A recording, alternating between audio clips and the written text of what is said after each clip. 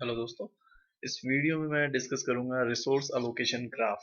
Resource allocation graph actually काम में हम क्यों लेते हैं। इससे हमें एक तो ये पता चलता है कि कौन से रिसोर्सेज अवेलेबल हैं और कौन से रिसोर्सेज कौन सी प्रोसेस को अलॉट हुए हैं, और ये भी पता चलता है कि कौन सी प्रोसेस को अब किस रिसोर्स की ज़रूरत है। तो ये हम रिसोर्स ट्रैकिंग के लिए काम में लेते हैं, और ये चेक करने के लिए भी काम में लेते हैं कि डेडलॉक कहीं, मतलब जो हम करंट में जो रिसोर्स यदि अलोकेट करेंगे तो उससे डेडलॉक तो नहीं क्रिएट हो रहा। तो जब हम रिसोर्स की बात करते हैं तो कंप्यूटर में रिसोर्स हम किसे कहेंगे। रिसोर्स एक सीपीयू हो सकता है, सीपीयू का टाइम, मेमोरी हो सकती है, कोई फाइल हो सकती है, डिस्क हो सकता है। जब आप प्रोग्राम लिखते हो तो जब आप मान लीजिए उस प्रोग्राम में कोई फाइल आप ओपन कर रहे हैं तो वो फाइल एक रिसोर्स हो गया। आपका प्रोग्राम रन होने के लिए सीपीयू का टाइम नीडेड होगा, तो सीपीयू एक रिसोर्स हो गया। तो हम इस ग्राफ में रिसोर्स को एक बॉक्स के रूप में रिप्रेजेंट करते हैं, और जो प्रोसेस होगी उसे हम एक सर्किल के रूप में रिप्रेजेंट करेंगे। अब इन बॉक्स और सर्किल को हम कनेक्ट करते हैं। तो अब ये हमने देख लिया कि हाँ भाई ये रिसोर्स है। प्रोसेस क्या करता है, इसे जब भी कोई रिसोर्स चाहिए होता है तो ये सबसे पहले उसके लिए रिक्वेस्ट करेगा, क्योंकि डायरेक्ट तो उसे एलोकेट हो नहीं सकता, पता चला वो रिसोर्स अवेलेबल ही नहीं है। तो सबसे पहले ये रिक्वेस्ट करता है। तो यदि उस रिक्वेस्ट के बाद उसे वो रिसोर्स मिल जाता है तो वो उसे यूज करेगा और फिर रिलीज कर देगा। अब यदि मान लीजिए वो रिसोर्स उस टाइम पे अवेलेबल नहीं है तो प्रोसेस वेट करता है। ओके। अब इस ग्राफ में क्या है, दो तरह की एजेज है। एक एज जो कि बॉक्स से सर्किल की तरफ जाएगी, तो बॉक्स क्या है, हमारा रिसोर्स, ये है प्रोसेस। सो ये डिनोट करेगा कि ये रिसोर्स इस प्रोसेस को अलोकेटेड है। और जो दूसरी एज है जो कि इसका रिवर्स है, वो ये बताएगी कि इस प्रोसेस को ये रिसोर्स की जरूरत है, या ऐसे बोल दीजिए ये प्रोसेस इस रिसोर्स के लिए रिक्वेस्ट कर रहा है। अब हम जो हमारा रिसोर्स एलोकेशन ग्राफ का एग्जांपल ले रहे हैं, हम इसमें कंसीडर कर रहे हैं वन इंस्टेंस पर रिसोर्स टाइप। अब इसका मतलब क्या है, हम ये जो बॉक्स रिप्रेजेंट कर रहे हैं ये हमें पता है कि ये रिसोर्स है। अब मान लीजिए ये प्रिंटर रिसोर्स को रिप्रेजेंट कर रहा है, ये किसी मेमोरी रिसोर्स को रिप्रेजेंट कर रहा है। अब मान लीजिए हमारे पास तीन प्रिंटर है, तो रिसोर्स टाइप तो सबका एक ही हुआ, मान लीजिए R1। लेकिन तीन उसके क्या हो गए, इंस्टेंस हो गए, तो उस केस में यहाँ पर तीन रिसोर्सेज आ जाएंगे। बट हम अभी ये कंसिडर कर रहे हैं कि हमारे पास हर रिसोर्स केवल एक ही है। जितने भी हम रिसोर्स अलग अलग रिसोर्स ले रहे हैं जैसे R1 R2, ये सब हमारे पास एक ही अवेलेबल है। अब इस ग्राफ का मतलब समझते हैं, इस ग्राफ का मतलब क्या है। तो सबसे पहले हम इस एज का मतलब समझते हैं। तो ये बॉक्स से सर्किल की तरफ जा रही है, इट मीन्स ये R1 जो रिसोर्स है वो P1 को अलोकेटेड है। ये जो एज है वो सर्किल से रिसोर्स की तरफ जा रही है, इट मीन्स कि P2 R1 रिसोर्स के लिए रिक्वेस्ट कर रहा है। और जो लास्ट वाली है वो R2 से P2 को जा रही है। तो ये इसका मतलब है कि R2 जो है वो P2 को अलोकेटेड है। ये इसके ब्रीफ पॉइंट्स है कि इस ग्राफ का मतलब ये है। अब हम ये देखते हैं कि जब हम इस ग्राफ की बात करते हैं तो इस P1 को केवल R1 चाहिए, R1 इसको ऑलरेडी अलोकेटेड है। तो ये P1 क्या करेगा, अपना एग्जीक्यूशन कंप्लीट कर लेगा सक्सेसफुली। अब जैसे ही ये एग्जीक्यूशन कंप्लीट करता है, ये अपने जो भी रिसोर्स है उसको रिलीज कर देगा। उसके पास R1 था, उसने R1 को रिलीज कर दिया। अब इस सिनेरियो में P2 जो कि R1 को रिक्वेस्ट कर रहा है, R1 रिसोर्स के लिए रिक्वेस्ट कर रहा है, R1 अवेलेबल है, तो अब R1 P2 को अलोकेट हो जाएगा। तो ये एज बॉक्स से सर्किल की एज बताती है कि R1 अब इसको अलोकेट हो गया। P2 को R1 चाहिए था, R2 चाहिए था, दोनों इसको अलोकेट हो गए। P2 भी सक्सेसफुली एग्जीक्यूट हो जाएगा। तो हमारी जितनी भी प्रोसेसेस थी सारी सक्सेसफुली एग्जीक्यूट हो गई, और सबने अपना एग्जीक्यूशन कंप्लीट कर लिया। अब डेडलॉक कब क्रिएट होता है, मान लीजिए कि जितनी भी प्रोसेस है सब रिसोर्स के लिए वेट कर रही है, ठीक है, क्योंकि उनको जो रिसोर्स चाहिए उस वो दूसरी प्रोसेस को मिले हुए हैं, और वो उन प्रोसेस को भी कुछ रिसोर्स चाहिए वो किसी और को मिले हुए हैं। तो ऐसे में क्या है, जब इनफाइनाइट वेटिंग होती है उसको बोलते हैं हम डेडलॉक सिचुएशन। तो ये हमने अभी देखा है सिंगल इंस्टेंस पर रिसोर्स टाइप, और हमारा एग्जांपल जो हमने लिया है उसमें कोई डेडलॉक नहीं था, सारी प्रोसेस सक्सेसफुल एग्जीक्यूट हो गई। अब चलिए एक डेडलॉक का एग्जांपल देख लेते हैं। तो हमारे पास ये सिनेरियो है, हमारे पास दो प्रोसेस है P1 P2। P1 को, एक्सक्यूज मी, P1 को रिसोर्स R1 अलोकेटेड है। सो P1 के पास R1 रिसोर्स है और उसे R2 और चाहिए। ओके, और P2 की हम बात करें तो P2 के पास R2 है और उसे R1 और चाहिए।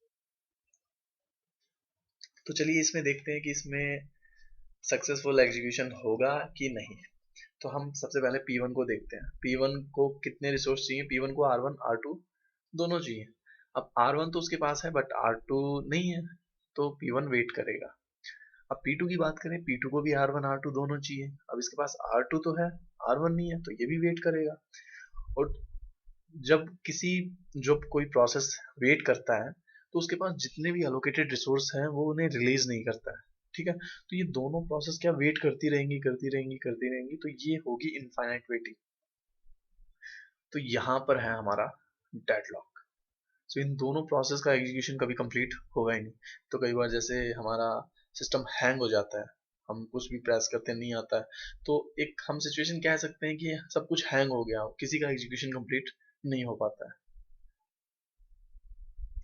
अब दूसरा तरीका क्या है कि पता करने का कि डेडलॉक है या नहीं है, वो सिंपल सा ये है, यदि हमारे पास ग्राफ है उसमें ये देखो कि साइकिल बन रहा है क्या। तो हम ये देखें इस एज की डायरेक्शन ये है, इसकी ये है, इसकी ये है और इसकी ये है, तो ये एक साइकिल क्रिएट कर रहा है। तो यदि हमारे ग्राफ में एक साइकिल है और हर रिसोर्स का केवल एक ही इंस्टेंस है, तो वहाँ डेफिनेटली डेडलॉक होगा। अब हम आते हैं अपने दूसरे एग्जांपल की तरफ। वो हम ले रहे हैं मल्टीपल इंस्टेंस पर रिसोर्स टाइप। इट मीन्स हमारे पास कुछ रिसोर्सेज के एक से ज़्यादा इंस्टेंस अवेलेबल है। तो हमारे पास जो R1 रिसोर्स है उसके हमारे पास दो इंस्टेंस हैं, और हम ये कह सकते हैं कि हमारे पास दो R1 रिसोर्सेज हैं। ओके, अब एक R1 तो P1 को मिला हुआ है, एक R1 P2 को मिला हुआ है, R2 P2 को मिला हुआ है, P2 को R3 और चाहिए, R3 P3 को मिला हुआ है और P3 को R1 और चाहिए। अब इसमें देखते हैं साइकिल है या नहीं है। तो इसमें देखिए, यहाँ से यहाँ ये एज, ये वाली और ये वाली, तो यहाँ एक साइकिल क्रिएट हो रहा है। बट क्या ये डेडलॉक है? तो हमें ये पता करना है कि ये जब हम मल्टीपल इंस्टेंस पर रिसोर्स टाइप लेंगे तो क्या डेडलॉक की सिचुएशन आएगी कि नहीं। तो अब तो हम पता कैसे करेंगे कि हाँ डेडलॉक है या नहीं। हमें बस ये देखना है कि कोई प्रोसेस एग्जीक्यूशन कंप्लीट कर भी रही है या नहीं। तो देखो, प्रोसेस P1 को R1 और R2 दोनों चाहिए। अब R1 तो मिला हुआ है, R2 नहीं मिला हुआ, ये वेट करेगी। प्रोसेस P2 को R2 R1 R3 चाहिए। तो R2 और R1 तो इसे मिले हुए हैं, R3 नहीं मिला हुआ, तो P2 भी वेट करेगा। P3 को R3 एंड R1 दोनों चाहिए। अब इसे R3 तो मिला हुआ है बट R1 नहीं मिला हुआ, तो ये भी वेट करेगा। तो हमारी तीनों प्रोसेस वेट ही कर रही हैं। अब जब इनफाइनाइट वेटिंग आती है तो इसका मतलब यहाँ पर डेडलॉक है। तो हमने इस एग्जांपल में तो देखा कि हमारा पास हमारे ग्राफ में एक साइकिल था और हमें डेडलॉक मिला। अब दूसरा मैं एग्जांपल ले रहा हूँ उसी का, मैंने बस ये चेंज कर दिया, ये एज और ये एज, और इसमें भी आप देख सकते हैं कि यहाँ पर एक साइकिल बन रहा है। ठीक है, तो हम देखते हैं यहाँ पर डेडलॉक है या नहीं। तो सबसे पहले देखिए, प्रोसेस P3 ऐसी प्रोसेस है जिसको जितने रिसोर्स चाहिए उसको सारे अलोकेटेड है। इसको दो रिसोर्स चाहिए, R3 और R1 दोनों इसको अलोकेटेड है। तो P3 अपना एग्जीक्यूशन कंप्लीट कर लेगा। अब जैसे ही ये अपना एग्जीक्यूशन कंप्लीट करेगा, इसने जो भी रिसोर्स काम में लिए वो सारे रिलीज हो जाते हैं। तो R1 भी अवेलेबल हो गया, R3 भी अवेलेबल हो गया। अब P2 को ये दोनों चाहिए, अब दोनों अवेलेबल हैं, दोनों इसको अलोकेट हो जाएंगे। अब ये दोनों जैसे ही इसको अलोकेट होते हैं तो इसको जितने भी रिसोर्स चाहिए तो सारे इसको मिल गए। अब ये भी अपना एग्जीक्यूशन सक्सेसफुली कंप्लीट कर लेगी। अब लास्ट में सारे रिसोर्स अवेलेबल हो जाएंगे तो P1 भी अपना एग्जीक्यूशन कंप्लीट कर लेगा। तो यहाँ पर हमारे पास डेडलॉक नहीं आया। अब सोचने की बात यह है कि इस ग्राफ में एक साइकिल भी था लेकिन कोई डेडलॉक नहीं था। तो कंक्लूजन ये है कि यदि हमारे रिसोर्स एलोकेशन ग्राफ में हम मल्टीपल इंस्टेंस पर रिसोर्स टाइप ले रहे हैं, तो और यदि उसमें एक साइकिल है, तो जरूरी नहीं है कि डेडलॉक हो। उसके चांस है, डेडलॉक हो भी सकता है और डेडलॉक नहीं भी हो सकता है। बट यदि हम सिंगल इंस्टेंस पर रिसोर्स अलोकेट कर रहे हैं, तो वहां पर साइकिल का मतलब डेडलॉक होगा ही होगा। तो हम यहाँ पर ये पॉइंट्स हमने जो भी अभी तक लर्न किया है, यदि कोई साइकिल नहीं है तो ऑब्वियसली कोई डेडलॉक नहीं होगा। यदि साइकिल है और वन इंस्टेंस पर रिसोर्स टाइप हम ले रहे हैं, तो डेडलॉक होगा। और यदि साइकिल है और मल्टीपल इंस्टेंस पर रिसोर्स हमने लिया है, तो जरूरी नहीं है कि डेडलॉक होगा। तो यहाँ तक तो हमने देखा रिसोर्स एलोकेशन ग्राफ हम ड्रॉ कैसे कर सकते हैं और उनका मतलब क्या है। अब इस ग्राफ को क्या है, डेडलॉक अवॉइडेंस में कैसे काम में लिया जाता है, मैं अब ये बताऊंगा। तो उसके लिए एक और एज की जरूरत है, उसे बोलते हैं क्लेम एज। तो ये एज क्या रिप्रेजेंट करता है, ये बताता है कि कोई प्रोसेस फ्यूचर में कौन से रिसोर्स के लिए रिक्वेस्ट कर सकता है। ओके, हमने जो अभी प्रीवियस में एज देखी थी एक प्रोसेस है रिसोर्स की, वो है रिक्वेस्ट एज। वो कब प्रोसेस करती है, जब उसे रिसोर्स चाहिए होता है तब वो रिक्वेस्ट करती है, तो वो रिक्वेस्ट एज है। और ये बताता है कि मतलब एक पॉसिबिलिटी है कि एक प्रोसेस है ना, एक रिसोर्स के लिए फ्यूचर में हो सकता है उसके लिए रिक्वेस्ट कर सकती है। तो इसे हम रिप्रेजेंट करते हैं डैश्ड लाइन से। तो इसका मतलब क्या है, P1 R1 के लिए फ्यूचर में कभी रिक्वेस्ट कर सकती है, जरूर नहीं है करेगी नहीं करेगी, बट कर सकती है, पॉसिबिलिटी है उसकी। अब एक ये पॉइंट आपको ध्यान में रखना है कि जब भी कोई प्रोसेस किसी रिसोर्स को रिलीज करती है, तो वो जो एज होगी वो हम कन्वर्ट कर देंगे क्लेम एज में। तो हम ये मानते हैं कि यदि किसी प्रोसेस ने किसी रिसोर्स को काम में लिया है और उसे रिलीज किया है, तो हो सकता है कि उसी रिसोर्स को वो प्रोसेस दोबारा फ्यूचर में काम में ले ले। तो एक ये हमें रूल कंसिडर करना है, ठीक है। तो जब भी कोई प्रोसेस किसी रिसोर्स को रिलीज करेगा, तो हम वहां से जो अलॉटमेंट की एज थी उसे हटा के क्लेम एज लगा देंगे। तो ये मैं यहाँ पर डेमोन्स्ट्रेट कर रहा हूँ। जैसे ये R1 P1 को अलोकेटेड है, तो जैसे इसका एग्जीक्यूशन कंप्लीट होगा, या मान लीजिए P1 को R1 से जितना काम लेना था वो हो गया, तो इसके बाद ये इसको रिलीज करेगा। तो ये रिलीज होने के बाद हम इसको हटा के यहाँ इसकी जगह क्लेम एज लगा देंगे। और दूसरा रूल है कि हमारी जो क्लेम एज है वो बस ये पॉसिबिलिटी बता रही है कि ये उस रिसोर्स के लिए रिक्वेस्ट कर सकती है। तो जब फ्यूचर में वो टाइम आएगा और वो प्रोसेस उसके लिए रिक्वेस्ट करेगी, तो उस केस में इस एज को कन्वर्ट कर दिया जाएगा रिक्वेस्ट एज में। तो हमें ये दो रूल ध्यान में रखने हैं। अब हम आते हैं कि डेडलॉक अवॉइडेंस कैसे करते हैं इससे। तो इसमें क्या है कि हर प्रोसेस क्या है, बिगनिंग में सिस्टम को ये बता देगा कि मुझे मैक्सिमम से मैक्सिमम इतने रिसोर्स चाहिए होंगे, मतलब कौन कौन से रिसोर्स और उनके कितने इंस्टेंस की उसे जरूरत होगी। तो उसके बेस पे ये रिसोर्स अलोकेशन ग्राफ क्रिएट कर लिया जाएगा। जितने रिसोर्स उसको अलोकेट है उसको इस एस से रिप्रेजेंट कर देंगे। जैसे R1 P1 को अलॉटेड है, P2 R1 के लिए रिक्वेस्ट कर रही है, और ये क्लेम एज ये बता रही है कि P1 फ्यूचर में R2 के लिए रिक्वेस्ट कर सकती है और P2 भी R2 के लिए रिक्वेस्ट कर सकती है। तो claim as resource allocation graph में इंक्लूड करने के बाद यदि एक साइकिल क्रिएट हो रहा है, अब इसमें कोई साइकिल क्रिएट नहीं हो रहा, हम यहाँ से चले यहाँ से चले ये अब इस एज की डायरेक्शन उल्टी है, तो यहाँ कोई साइकिल नहीं है। तो कोई साइकिल नहीं मतलब कोई डेडलॉक नहीं, और कोई डेडलॉक की चांसेस नहीं, इट मीन्स ये है सेफ स्टेट।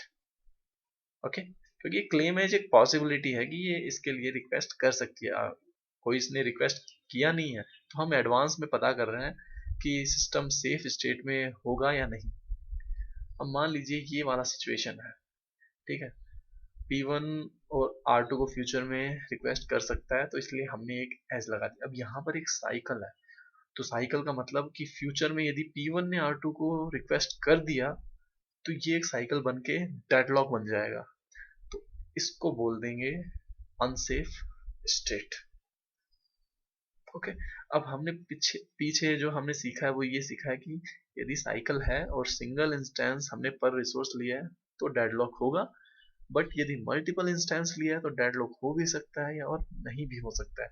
इसलिए ये जो हम डायग्राम देखते हैं ऑपरेटिंग सिस्टम की बुक में भी, इसका मतलब ये है कि यदि आपकी सेफ स्टेट है, मतलब कोई साइकिल नहीं है, तो कोई डेडलॉक नहीं है। और यदि आपकी अनसेफ स्टेट है, इट मीन्स कि साइकिल है वहां पर, तो जरूरी नहीं है डेडलॉक हो। डेडलॉक केवल तभी होगा, तो ये पोर्शन रिप्रेजेंट कर रहा है कि हमने सिंगल इंस्टेंस पर रिसोर्स लिए हैं। और यदि मल्टीपल इंस्टेंस हमने ले रखे हैं, तो डेडलॉक हो भी सकता है, नहीं भी हो सकता, तो वो भी एक्चुअली रिप्रेजेंट, हाँ, तो कुछ पार्ट इससे हो रहा है। तो दैट्स वाई इस पूरी की पूरी अनसेफ स्टेट को डेडलॉक से रिप्रेजेंट नहीं किया गया। Thank you very much for watching.